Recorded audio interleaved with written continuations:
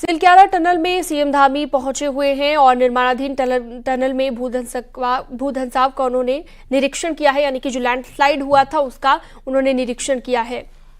घटनास्थल पर पहुंचकर मुख्यमंत्री बचाव कार्य का अधिकारियों से फीडबैक लेते दिखाई दिए। टनल में कल से ही 40 मजदूर फंसे हुए हैं और मजदूरों को निकालने की कोशिश लगातार जारी है।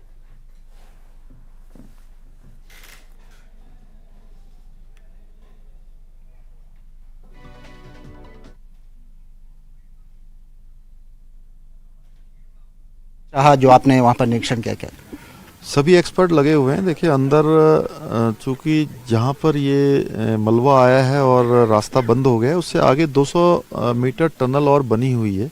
बड़ा स्पेस उसके अंदर है और उसके अंदर जो 40 श्रमिक भाई हैं उन सभी से संपर्क भी स्थापित हो गया है, कम्युनिकेशन भी हो रहा है। रात में उनके लिए खाने के जो सामान है वो सामान भी भिजवाया गया है। ऑक्सीजन की सप्लाई भी लगातार चल रही है और भी जो एक्सपर्ट लोग हैं उस पर जल्दी से जल्दी रास्ता बनाने का प्रयास कर रहे हैं। और केंद्र सरकार भी पूरी तरह से इसके लिए गंभीर है, राज्य सरकार भी गंभीर है। माननीय प्रधानमंत्री जी ने स्वयं इसकी चिंता व्यक्त करी है। कल वो जब सीमांत क्षेत्र के अपने दौरे के बाद दिल्ली पहुंचे हैं तो उन्होंने सबसे पहले मुझे फ़ोन पर पूछा है और फ़ोन पर सारी विस्तृत जानकारी ली है और उन्होंने कहा है कि हर संभव जो मदद है केंद्र सरकार की तरफ से वो करी जाएगी। हमको आश्वासन दिया है और उन्होंने स्वयं कहा है कि सबकी जान बचाई जानी बहुत ज़रूरी है और उसके लिए हम सब लोग गंभीरता से काम कर रहे हैं। हम सभी श्रमिक भाइयों के पारिवारिक जनों को भी आश्वस्त करना चाहते हैं कि हम हर संभव उनको सुरक्षित बाहर निकालने के लिए प्रयास कर रहे हैं। सर, आपके अधिकारियों से भी बातचीत हुई होगी, अभी क्या उम्मीद है आगे को लेकर और किन किन चीज़ों की आपको ज़रूरत पड़ेगी?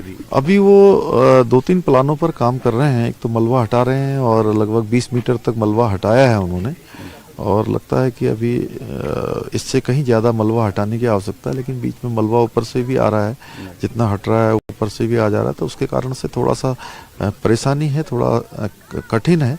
लेकिन उसके बावजूद भी अभी वो ह्यूम पाइप यहाँ पर चूँकि मंगाए जा रहे हैं, उन ह्यूम पाइपों के जो आपस में एक दूसरे से कनेक्ट करके रास्ता बनाने का भी प्रयास किया जा रहा है। जैसे ही रास्ता बनेगा, बाकी अभी जो भी अंदर लोग हैं वो सब सुरक्षित हैं, इसलिए बहुत ज़्यादा अभी ऐसी चिंता की बात नहीं है।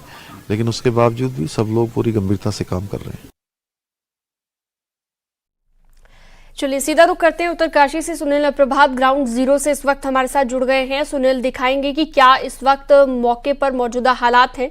सुनील, कब तक रेस्क्यू किया जाएगा, क्या कह रही हैं प्रशासनिक टीमें जो वहां पर पहुंची हुई हैं, और इस वक्त की तस्वीरें दिखाइए। देखिए, मैं आपको बताना चाहूँगा कि ये जो टनल है ये 2 लेन मोटर टनल है, जिसका करीब 4.5 किलोमीटर इसकी लंबाई है। इसका निर्माण कार्य चल रहा था 2019 से। जो दुर्घटना हुई है वो टनल के 270 मीटर के बाद हुई है, यानी कि 270 मीटर के बाद करीब टनल का 30 से 40 मीटर हिस्सा ध्वस्त हो गया है। उसके बाद जो 40 लोग इस टनल में फंसे हुए हैं वो करीब 2 किलोमीटर का स्पेस उनके पास अभी मौजूद है। सरकार के सामने सबसे बड़ी चैलेंज ये है, जो एजेंसियां वहाँ पर रेस्क्यू ऑपरेशन में जुटी हुई है, कि अंदर प्रॉपर ऑक्सीजन पहुँचता रहे, पानी पहुँचता रहे और भोजन की व्यवस्था होती रहे। आज जो सुबह जो जानकारी मिली थी, एक बार उनसे कांटेक्ट हुआ है। 40 के 40 श्रमिक वहाँ पर सुरक्षित मौजूद हैं। मुख्यमंत्री पुष्कर सिंह धामी ने भी यहाँ पर हालात का जायजा लिया। वो टनल के उस पोर्शन तक भी गए जहाँ पर ये दुर्घटना हुई है। उन्होंने जांच एजेंसी, जो रेस्क्यू ऑपरेशन में जो तमाम एजेंसियाँ जुटी हुई हैं, जो अधिकारी हैं, उनको दिशा निर्देश भी दिए और उनसे विस्तृत जानकारी भी ली। अलग अलग प्लान पर यहाँ पर काम चल रहा है। जिस तरह से अभी मुख्यमंत्री ने कहा कि ह्यूम पाइप डालने की भी कोशिश की जा रही है। ये कोशिश की जा रही है कि अगर मलबा हटाने में देरी यहाँ पर होती है तो ह्यूम पाइप किसी तरह से टनल के दोनों ओर आर पार किया जाए और उसके जरिए जो लोग वहाँ पर फंसे हैं उन तक मदद पहुँचाई जाए या उनको सकुशल रेस्क्यू कर लिया जाए।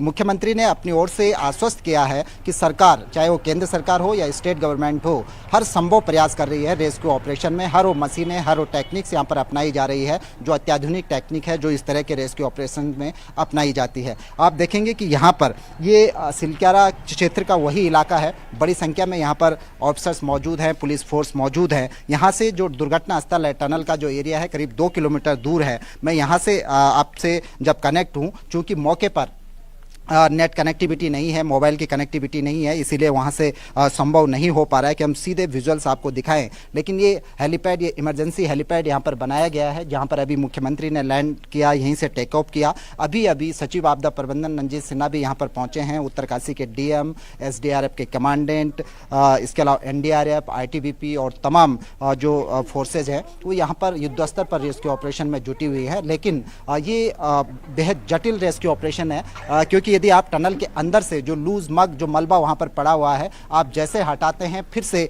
वहाँ पर लूज मलबा गिरने की पूरी संभावनाएं उसकी बनी होती हैं। इसीलिए इसको बेहद सावधानी के साथ इस ऑपरेशन को संचालित किया जा रहा है, क्योंकि इसमें लगातार दुर्घटना का खतरा बना रहता है। पहला चैलेंज ये है कि जो 40 के 40 लोग वहाँ पर फंसे हुए हैं, उन तक जो जरूरी मदद हो सकती है, फौरी तौर पर ऑक्सीजन पहली ज़रूरत है, फौरी तौर पर उनको भोजन और पानी पहली ज़रूरत है, वो कोशिश की जा रही है कि उनको पहुँचाया जाए। अभी तक उनके पास जो कम्युनिकेशन का जो एकमात्र साधन है वो एक पाइप है, जिसके जरिए अभी तक पानी टनल में जाता था। वहाँ पर पानी की सप्लाई को बंद करके पहले ऑक्सीजन उससे भेजा गया, ऑक्सीजन की सप्लाई वहाँ पर की गई। उसके बाद जब अंदर से एक मैसेज जब सुबह आया कि उनको खाने की ज़रूरत है, तो कुछ पैकेट्स वहाँ पर हल्का फुल्का जो कंप्रेशर के जरिए, जो प्रेशर बनाकर उस पाइप के जरिए टनल के आर पार कराया जा सकता था, उसके जरिए उन तक मदद पहुँचाई गई है। तो प्रशासन को उम्मीद है कि जल्द ही ये जो बड़ा रेस्क्यू ऑपरेशन है इसमें उनको सफलता हाथ लग जाएगी। जी बिल्कुल, और इसके साथ ही सुनील और प्रभात, कोशिश ही की जा रही है जल्द से जल्द उन 40 जिंदगियों को बचाया जाए, लेकिन प्रशासनिक टीमें क्या कह रही है, किस तरह की चुनौतियों का सामना करना पड़ रहा है? क्योंकि कहा जा रहा है कि मलबा जैसे हटाया जाता है तो दोबारा से लैंडस्लाइड हो जाता है, तो ये भी एक वजह मानी जा रही है कि चुनौती सामने के इस रेस्क्यू के दौरान।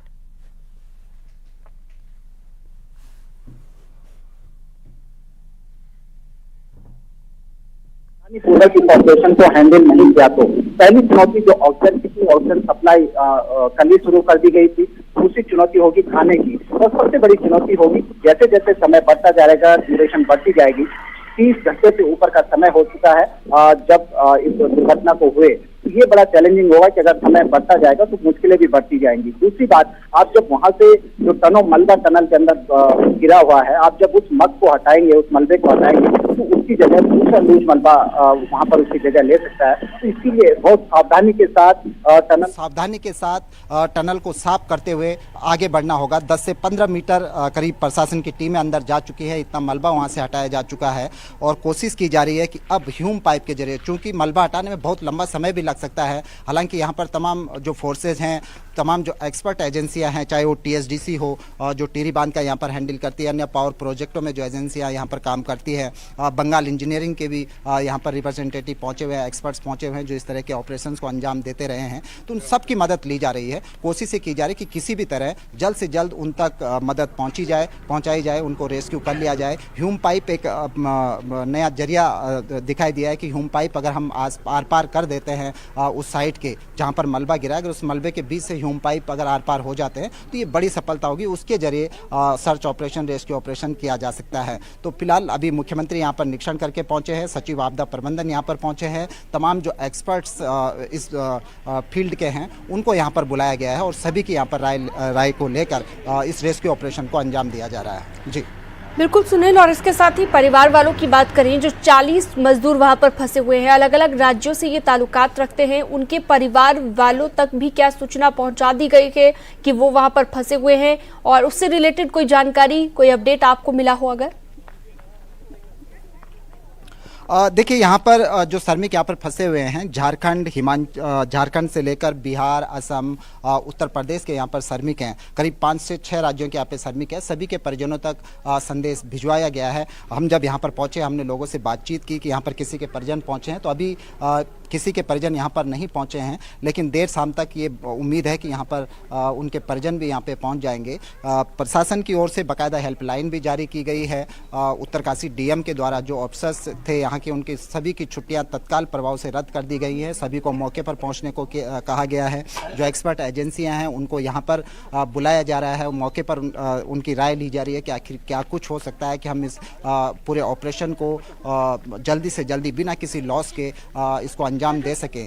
मुख्यमंत्री बाकायदा इस बात को आश्वस्त कर गए हैं लोगों को भी, अधिकारियों को भी, कि जो ऑपरेशन है उसको तेज गति से चलाया जाए। उन्होंने उन तमाम लोगों को जो टनल में भी फंसे हुए हैं और उनके जो परिजन हैं उनको एक आश्वासन दिया है कि सरकार हर संभव कोशिश कर रही है। और मुख्यमंत्री ने कहा कि एक एक व्यक्ति को जो टनल में फंसे हुए हैं सरकार की कोशिश होगी कि उनको सकुशल रेस्क्यू कर लिया जाए। अब हालांकि ऑपरेशन बेहद टफ है, हम पल पल की खबर अपने दर्शकों तक पहुंचाते रहेंगे कि किस तरह से इस ऑपरेशन को, बेहद जटिल ऑपरेशन को अंजाम दिया जा रहा है। तो इसके लिए चूंकि जो मौका, जहां पर घटनास्थल है वहां पर सिग्नल नहीं है। बड़ी दिक्कत ये भी है कि जो ठीक अंदर है, आप लोग नजर बनाए रखिएगा लगातार। सुनील, आपसे हम अपडेट लेते रहेंगे। फिलहाल आपका बहुत शुक्रिया।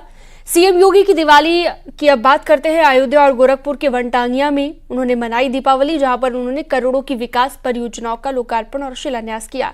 इस दौरान सीएम योगी ने राम राज्य का संदेश भी दिया और कहा कि जैसे अयोध्या सज और संवर रखी है, उसी तरह गोरखपुर, वनटांगिया और उत्तर प्रदेश को भी संवारा और विकसित किया जा रहा है।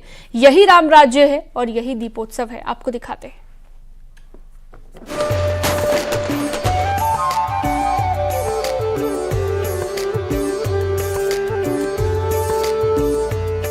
सीएम योगी की वनटांगिया वाली दिवाली अद्भुत, अकल्पनीय है, क्योंकि वनटांगिया ही वो जगह है जिसके दिल में योगी बसते हैं, जहां योगी को बच्चे टॉफी वाला बाबा कहकर बुलाते हैं। यानी वो समाज जिसका दशकों तक कभी किसी ने कुछ नहीं किया, लेकिन योगी ने ही उनके उद्धार की कहानी लिखी और यहीं एक बार फिर वो दिवाली मनाने अपनों के बीच पहुंचे।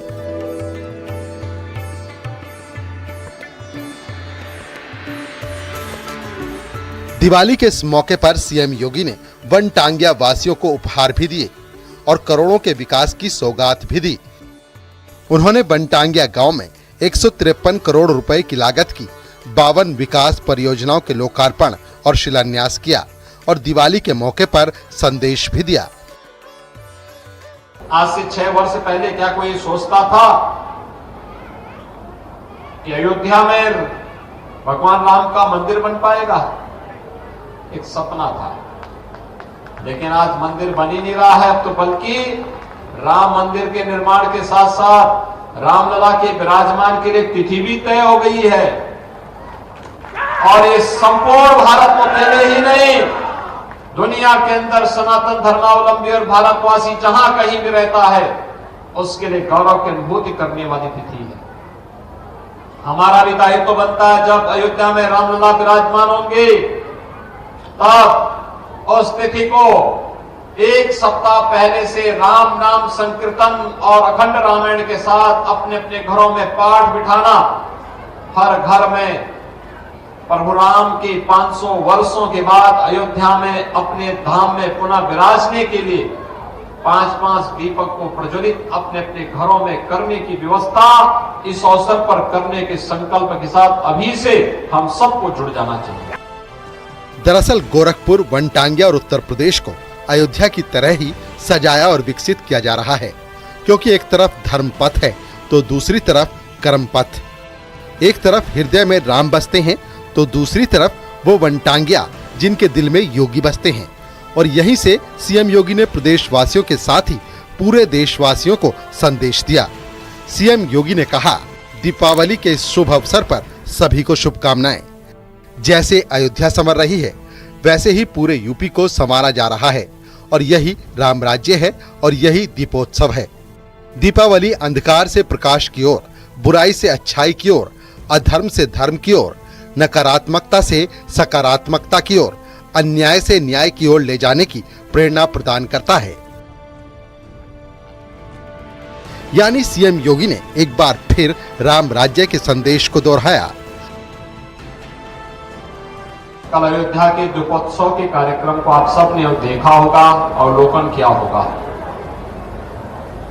जैसे अयोध्या सज रही है, संवर रही है, ऐसे ही गोरखपुर, वनटांगिया और उत्तर प्रदेश भी सज और संवर रहा है। और भाइयों बहनों, यही राम राज्य है और यही दीपोत्सव है।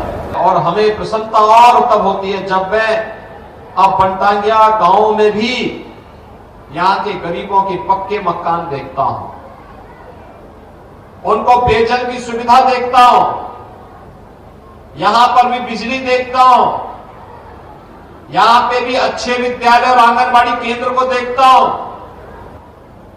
इनके लिए शासन की सभी प्रकार की सुविधाओं को प्राप्त होना सही मायने में यही दीपावली है और यही राम राज्य है। इसके लिए आप सबका मैं हृदय से अभिनंदन करता हूं, आप सबको बधाई देता हूं। मौका वनटांगिया परिवारों के साथ दिवाली मनाने का था, लेकिन इस दौरान उन्होंने राम मंदिर और अयोध्या की तस्वीर भी प्रदेश वासियों के सामने रखी।